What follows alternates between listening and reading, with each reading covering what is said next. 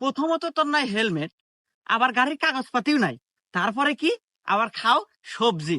তো যাই হোক, তোর চেহারা ডগ ডিলের উপর মায়া করিয়া মামলা দিলাম 5,000। কি? এই পুলিশ, তুই আমাকে মামলা দিলি? তোর জীবন তো আমি বরবাদ করে দিব রে। দাঁড়া, তোর বান্দরবন পাঠানোর ব্যবস্থা করতেছি। এই বাবরি, হ্যাঁ ওস্তাদ। আমার বড় ভাই সহ সভাপতি ফোন লাগা। ঠিক আছে ওস্তাদ। এই নেন।